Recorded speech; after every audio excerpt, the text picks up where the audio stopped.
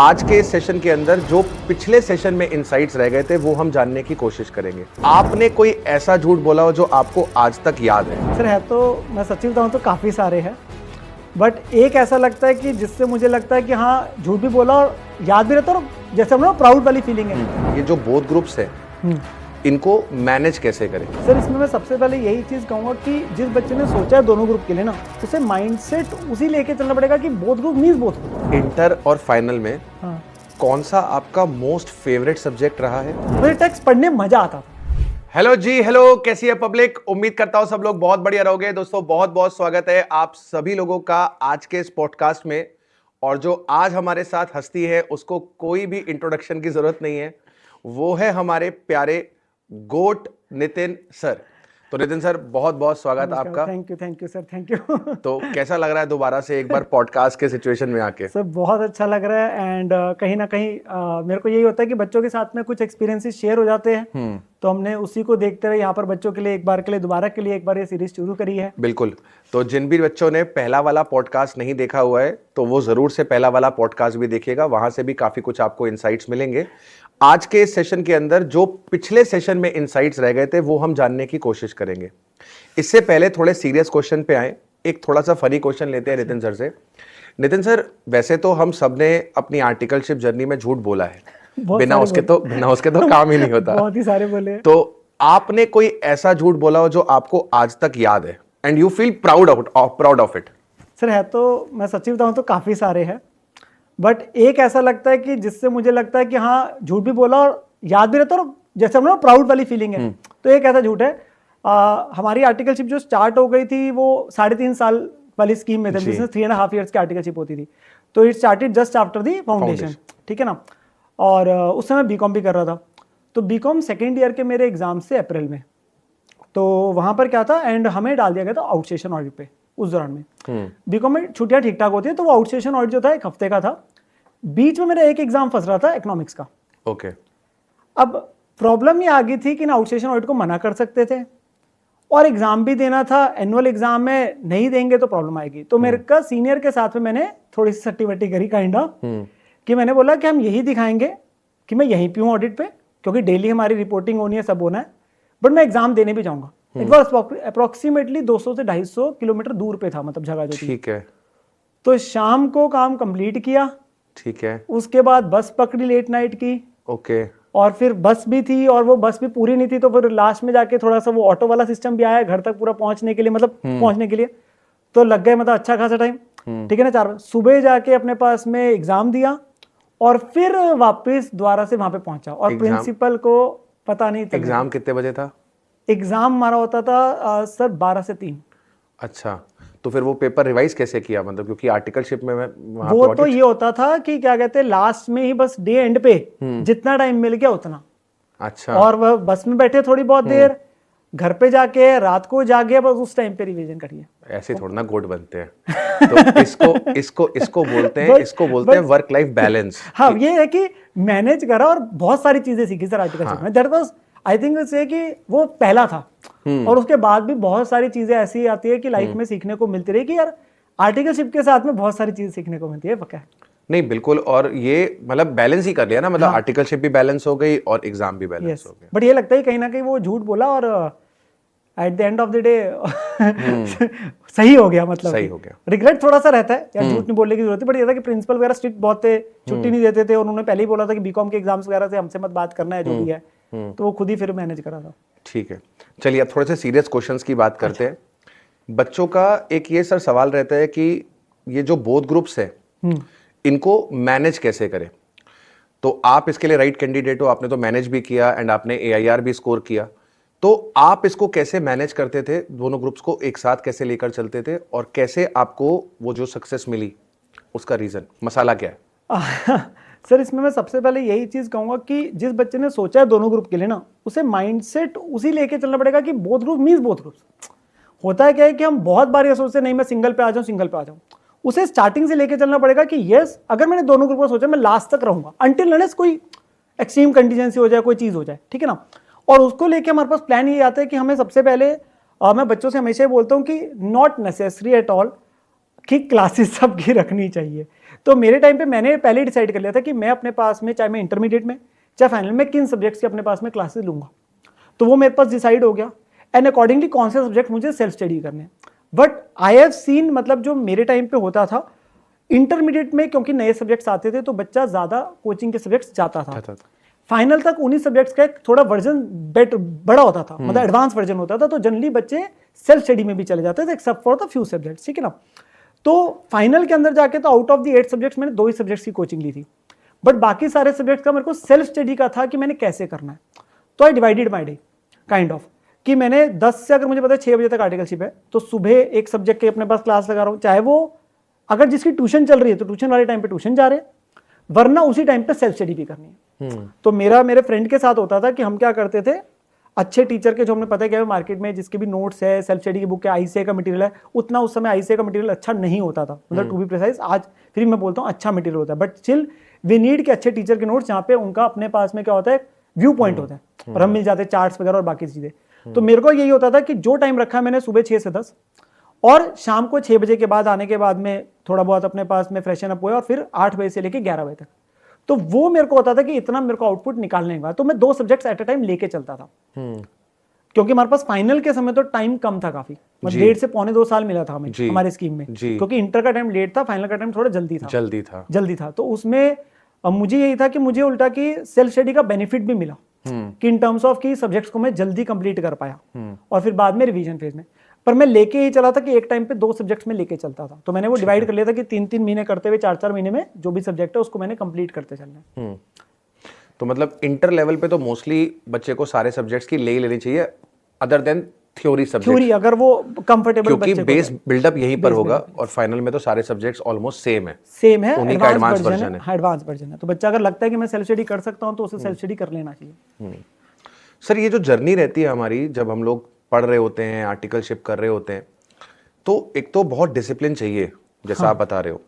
तो कई बार ये जर्नी बहुत फ्रस्ट्रेटिंग लगती है कि रोज साला सुबह उठो, वही चीजें करो, और कोई रिवॉर्ड नहीं मिल रहा। वरना बीकॉम एमबीए होता है तो हर 6 महीने में एग्जाम होते हैं, कुछ प्रोजेक्ट्स जमा करने होते हैं, तो कुछ ना कुछ लगा रहता है, और उसका रिवॉर्ड भी मिलता रहता है। लेकिन हमारे केस में जैसे इंटर वाला बच्चा है तो वो 10-12 महीने तक सिर्फ पढ़ रहा है, और 12 महीने के बाद जाके वो पेपर देगा। फाइनल वाला 3 साल तक पढ़ेगा या 2.5 साल तक पढ़ेगा, उसके बाद जाके वो पेपर देगा। तो इस दौरान अपने आप को मोटिवेटेड कैसे रखें, अपने आप को इंसेंटिव कैसे दें, कैसे अपने आप को पुश करें? मेरे साथ सर सिर्फ ये चीज़ रहती थी कि एक चीज़ है कि पढ़ाई अगर कर रहे हैं, बोरिंगनेस आती है, मतलब उसमें कोई मैं मना नहीं करूंगा, बट होता क्या है कि कहीं ना कहीं हर बच्चे की लाइफ में कोई ना कोई ऐसी चीज़ होती है जिसे उसे खुशी भी महसूस होती है, तो रिजुविनेशन आती है। लाइक मेरे को क्या था कि मेरे को मूवीज़ देखने का शौक था, और मुझे क्रिकेट खेलने का शौक था। तो मेरा था कि संडे को फिक्स है कि क्रिकेट अगर खेलना है तो खेलना है, या सैटरडे वगैरह को या महीने में 2 महीने मूवी देखने जाना है तो जाना है। बाकायदा अगर जो मैंने अपने पास में टास्क रखे हैं उसे मैं कंप्लीट करता चलूं। बस जर्नी तो देखो सर लंबी है, एंड पता भी नहीं कि आगे जाके क्या होगा, सक्सेसफुल होंगे नहीं होंगे। भगवान की कृपा से पहली बार में पेपर निकल गए, बट लीस्ट हमें पता नहीं होता जब हम तैयारी कर रहे होते हैं। तो मैं बस यही बोलता हूँ कि बीच बीच में जो आप अपने आप को ना रिवॉर्ड जरूर करते रहो, और जो आपने मैं बोलता हूँ सीए जर्नी इंटेंस है, बट इतनी भी नहीं है कि सर आप अपनी लाइफ एंजॉय ना कर सको। ये सारी आपके ऊपर डिपेंड करते हैं कि आप एंजॉय करना चाहते हो कि नहीं। मैं हमेशा बोलता हूँ जिस समय जो काम कर रहे हो ना उसे खुशी से करो। तो पढ़ाई के समय पढ़ाई करो, और जब आप अपने पास मौज मस्ती कर रहे हो तो उसे मौज मस्ती करो, गिल्ट मत बनाओ कि मैंने पढ़ाई नहीं करी, क्योंकि हमारे पास जनरली यही होता है कि हम दोनों चीज को ना मिक्स कर देते हैं। पढ़ाई के समय खेलकूद याद आता है, खेलकूद के समय लगता है यार मैंने पढ़ाई कर लेता। तो मैं उस चीज से थोड़ा सा रहता था कि यार मतलब पहले मंडे टू सैटरडे अपना जितना भी हार्डवर्क पुट इन करना है कर दो, ताकि संडे को एंजॉय कर पाए। तो ये होता था, वो रखा है टारगेट यार, वो करेंगे अपने पास में, ठीक है ना। इवन कई बार क्या होता था कि मैं कुछ वीक्स के बाद, जैसे कि मैं क्योंकि पीजी में रहता था, पीजी कम हॉस्टल रह के रहा हूँ फाइनल के दौरान में, तो होता था कि यार 2 हफ्ते या 1 महीने बाद फिर घर जाना भी होता था। तो फिर वहां पे फिर वो कपड़े पूरे लेके जा रहे हैं, वो धुलने भी है, वो सारी चीजें भी आती थी काइंड ऑफ। तो वो फेज भी रहा है हमारे टाइम पे जो है। तो बट ये होता था you have to reward yourself and you have to enjoy the journey. आप ये मत सोचो कि जर्नी खत्म होने के बाद आपको सक्सेस हासिल होगी, आपको तब खुशी मिलेगी। मैं बोलता हूँ one should cherish the journey, मतलब मेरा सच में मानना है। सर, वो जो यंगर नितिन है, जो वो अभी 18, 19, 20 साल का है, अगर आप पीछे जाके उसे कोई एडवाइस देना चाहो तो वो क्या एडवाइस होगी? सर मेरी एडवाइस ये रहेगी कि मैंने ना एक्चुअली एग्ज़ाम फॉर्म ना लेट भरा था, और मुझे उसका आज भी एक रिग्रेट रहता है, क्योंकि मैंने क्लियर में 12th, तो जून के एंड तक आप लोगों को एग्ज़ाम फॉर्म भरना होता था, और मैं चला गया था बाहर, जिसकी वजह से मैं लेट हो गया। तो पहले मेरा टाइम 6 महीने आगे गया, फिर स्कीम में चेंज हुआ तो वो 1 साल आगे हो गया, क्योंकि वो इस बीच में सीपीटी की स्कीम आई थी। तो उसकी वजह से मेरे जो भी मेरे बैचमेट्स थे टिल 12th क्लास तक, वो मेरा और उनका 1 साल का गैप हो गया। और मैं सीए जर्नी में बीकॉम में उनके साथ ही हूँ, बट सीए की क्लासेस में मान लीजिए सीए की पढ़ाई में मैं 1 साल जूनियर्स के साथ पढ़ रहा हूँ। तो मैंने 3 साल इस गिल्ट के साथ में निकल ले कि बीकॉम के अंदर जा रहा हूँ, तो मैं यहाँ भी सीपीटी की तैयारी कर रहा हूँ, वो बेचारों को फाउंडेशन हो चुका है, वो इंटर की तैयारी कर रहे हैं। मेरा जब इंटर का अटेम्प्ट आया, वो स्कीम ऐसी थी कि उनका फाइनल का अटेम्प्ट आ चुका था, क्योंकि 6 महीने बाद फाइनल का अटेम्प्ट था। कई तो फर्स्ट टाइम पे सीए बन गए थे, तो वो तो ऑब्वियसली मेरे से 1-1.5 साल पहले सीए बन गए, काइंड ऑफ, ठीक है ना। कहीं चलो लेट बने, बट वो एक गैप था। तो मेरा ना 1 साल का है, तो मुझे लगता है कहीं ना कहीं मतलब गलतियां हुई, और वो एक मेरे को लगता है कि रिग्रेट है मेरा कि I should have filled the form. But आज की डेट में देखूं तो लगता है सब अच्छा है वो है, बट उस समय लगता है कि मुझे इतना उसे कैजुअल नहीं लेना चाहिए था, कि लास्ट डेट तक नहीं रुके रहना चाहिए था फॉर्म को लेके, जिसकी वजह से तो वो लैक ऑफ अवेयरनेस थी कि लापरवाही थी? ये तो पता ही था कि 30 जून को है, बट मैं लिंगर ऑन करता रहा ये सोच के कि यार 28, 29, 30 जून को भर दूंगा। अब मैं जहां बाहर गया वहां से आने में लेट हो गया, और फिर वो मेरा फॉर्म ही जुलाई के फर्स्ट वीक के बाद गया। तो ये मुझे आज तक लगता है कि मुझे नहीं करना चाहिए था।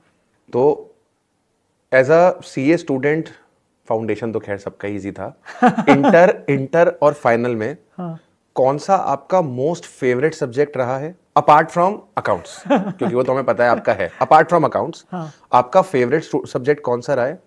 और सबसे बेकार, मतलब जिसको पढ़ने का मन ही ना करे, वो वाला सब्जेक्ट कौन सा रहा? Sir favourite apart from the accounts I will say, मतलब मेरे को प्रैक्टिकल में ही रहता था, तो एफएम वैसे रहता था, बट अगर मैं बोलूँ ना इंटरेस्टिंग में, मुझे टेक्स्ट का मजा आता था। मुझे टेक्स्ट पढ़ने में मजा आता था, क्योंकि होता क्या था हमारे टाइम पे, क्योंकि आर्टिकलशिप जैसे मैंने बोला स्टार्ट हो गई थी, तो मेरे साथ उल्टा हुआ था। Our articleship just started after the foundation. अब मैंने प्रैक्टिकल में पहले टेक्स्ट को समझा है, बाद में किताबों में पढ़ा है। और क्लासेस क्योंकि लेट लेनी थी, क्योंकि वो रेलिवेंट असेसमेंट ईयर के हिसाब से होता था, तो भाई स्टार्टिंग में तो पता ही नहीं चले हो क्या रहा है, मतलब आर्टिकलशिप में you don't know anything, but मजा आता था, मतलब उसको सीखने में, समझने में, वो सेक्शंस वगैरह, मतलब अभी वही चल रहे हैं, अभी तो नया, चलो जब तक आएगा वही सेक्शंस, वो सेक्शन 32 डेप्शन 43B, ये वो, मतलब आप समझो आर्टिकलशिप के अंदर वो सेक्शंस का इतना यूज आता था, पढ़ने में मजा आता था। तो मुझे टेक्स्ट में मजा आता था। और जो रही बात आपके पास में हेट रीड सब्जेक्ट जो है, I will say audit, and उससे पहले एक हुआ करता था, अब तो चला गया, बच्चों का जो सबसे होता था नाइटमेयर सब्जेक्ट, इसका फाइनल भाई साहब इंटर में भी था उसका छोटा वर्जन 50 मार्क्स का ITSM, और फाइनल में उसका 100 नंबर का वर्जन था। बाकी सब्जेक्ट 2 से 3 बार रिवाइज किया, फाइनल के अंदर उसमें 7 बार रिवाइज किया था, मुझे अभी पता है। और वो फिर भी भगवान को हाथ जोड़ते, भाई इसका पेपर ठीक करा देना, मतलब वो खतरनाक था, मतलब डेडलीस्ट पेपर, क्योंकि पूरा रटने वाला था, मतलब। और उस टाइम पे हम लोग का एक्सपोजर सिस्टम्स के साथ उतना था भी नहीं सर, मतलब टेक्नोलॉजी इतनी अपग्रेडेड नहीं थी जितनी वहां पे लिखी हुई थी। ऑफिसेज में वही पुराने सिस्टम्स और वैसे ही चलते थे, मतलब आर्टिकलशिप में इतना वो नहीं था। और मैं जनरली इतना टेक सेवी भी नहीं था पर्सनल लेवल पे, तो मैं थोड़ा सा वही रहता कि नॉर्मल तरीके से ही है, मतलब। तो बड़ी दिक्कत आती थी उस सब्जेक्ट में। तो ऐसे ने अच्छा किया आज के लिए बच्चों के लिए कि वो सब्जेक्ट हटा दिया। अच्छा sir, as a CA student आप नोट्स अपने खुद बनाते थे, या फिर आप कोई बाहर का मटेरियल रेफरेंस अपनी फैकल्टी का या कोई भी अदर ऑथर का जो मटेरियल मार्केट्स में अवेलेबल होता है आप उसे रेफर करते थे? क्या आपकी टेंडेंसी होती थी? सर थ्योरी सब्जेक्ट्स के अंदर तो व्हाट आई डिड कि मैंने अपने ही नोट्स बनाए थे। It is not only charts, it is also the content wise summary as well. Okay. तो मैंने पूरे का पूरा मान लीजिए लॉ है, या पूरे का पूरा मान लीजिए ऑडिट है, या फाइनल के अंदर में डीटी, क्योंकि फाइनल के अंदर में भी जो डीटी था उसे ऑलमोस्ट 120-130 पेजेस में समराइज किया था, और वो खुद के हाथ के नोट से बनाया था। क्योंकि मेरा हमेशा से एक चीज रहती थी कि आपको सब्जेक्ट को उस तरीके से करना है कि वो 1.5 दिन में रिवाइज हो जाए। वो एक हमेशा इंपॉर्टेंट चीज रहती है। तो मेरे को होता था कि जहां जहां पे चैप्टर्स को, मान लीजिए कोई चैप्टर 20 पेज का है, 40 पेज का, अगर मैं उसे 5 पेज 10 पेज में चीजों को लेके आ सकता हूँ तो मैं खुद के नोट्स बना देता हूँ, उसे मल्टीपल टाइम्स रिवाइज कर रहा हूँ। हाँ, उसमें कोई चीज नहीं बिल्ट हो सकती तो वहीं पे रेफरेंस दे देता था कि go to this book and ये पेज नंबर रेफर कर लो इस पर्टिकुलर चीज के लिए, क्योंकि वहां डालने का फायदा नहीं, वो बिल्कुल ही डुप्लीकेट है, मैं उसे नहीं समराइज कर सकता, टाइम क्यों वेस्ट करूं। एग्जैक्टली। तो अगर कोई चार्ट है, कोई अच्छी चीज है, कोई पॉइंटर वाली चीज है, तो वहीं लिख देता नोट्स में कि इसके लिए आप इस बुक का ये पेज नंबर खोल लेना। और मेजरली मैंने मैक्सिमम 2 बुक्स ही रेफर करी थी एक सब्जेक्ट के लिए, बिकॉज अबंडेंस हमेशा से रहा है। तो थ्योरी सब्जेक्ट मेरा होता था 1 से 2, जिसमें मैंने क्या किया था, फर्स्ट गो में मैं एक बुक को बेस ले लेता था और उसके साथ में उसको कंप्लीट करने के बाद दूसरी में देख लेता था कोई एड ऑन पॉइंट तो नहीं। तो वो क्या था, और कोशिश करके बाद के लिए रखता था कि एक टॉपिक के लिए एक ही जगह रेफर हो, मतलब डुप्लीकेसी हटाते जाना, कि बाद में क्लैरिटी होनी चाहिए कि ये टॉपिक अगर इस बुक से कर रहा हूं तो ये टॉपिक इस बुक से कर रहा हूं, वो रहता था। मतलब ताकि लास्ट 1.5 डे सॉर्टेड रहे, वहां पे जगलिंग ना हो, वहां जगलिंग ना हो, वो एक रहता था। चलो सर, एक थोड़ा कंट्रोवर्शियल क्वेश्चन लेते हैं। आजकल यूट्यूब एरा है, हर फैकल्टी अपना कंटेंट यूट्यूब पे डाल रहा है, बच्चे के लिए वो हेल्पफुल भी हो रहा है, लेकिन एक चीज़ जो मुझे ऐसा लगता है, आप इस पर अपना ओपिनियन दो, कि जो RTPs हैं, MTPs हैं, लाइव मैराथन सेशंस हैं, स्पेशली एग्ज़ाम से एक दिन पहले, ये जो फैकल्टी प्रोवाइड करता है, ये बच्चों के लिए हेल्पफुल है कि ये उनके अगेंस्ट में है? आपका पॉइंट ऑफ व्यू क्या है? मेरा सर ये मानना होता है कि जो लास्ट डे बिल्कुल लाइव मैराथन सेशन होता है ना, लॉजिकली उसका मेरे हिसाब से बच्चे को नहीं देखना चाहिए, मेरा पर्सनल ओपिनियन है। बारिंग कि अगर वो बिल्कुल ही कुछ नहीं आता, उसे सपोर्ट ही चाहिए या जो भी चीज़ है, बट मेरे को ऐसा लगता है CA के एग्जाम्स में द मोस्ट इंपॉर्टेंट थिंग जो आजकल बच्चे कम से कम करते हैं, दैट इज सेल्फ स्टडी।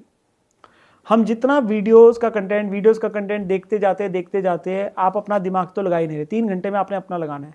मैं अपनी क्लास में खुद ये बोलता हूँ कि जिस बच्चे ने मेरा रेगुलर बैच लिया, और मैं लास्ट डे बोल के खत्म करता हूँ, बेटा आपने ना कोई मेरा फास्टैग देखना है, ना कोई अलग से रिवीजन वगैरह के ऊपर जाना है, कोई वीडियोस आपने नहीं देखनी। हाँ, आपको दिक्कत आ रही है तो बात अलग है, बट आप जितना सेल्फ स्टडी करोगे ना, उतना आपके लिए बेटर रहेगा। हाँ, कोई नई चीज आ रही है, मान लीजिए हमने एक पर्टिकुलर अटेम्प्ट तक के RTP PYQs कराए, तो हम नए वाला लेके आ रहे हैं, वो बात अलग है। या मान लीजिए आप रिवीजन फेज में आगे, आपको बिल्कुल रिकॉलिंग नहीं हो रही खुद पढ़ के, तो हमारी उसकी समरी वीडियो से आप देख के एक बार के लिए कर लीजिए, बट उससे कुछ नहीं होगा, सिर्फ आपको सेल्फ स्टडी करनी है।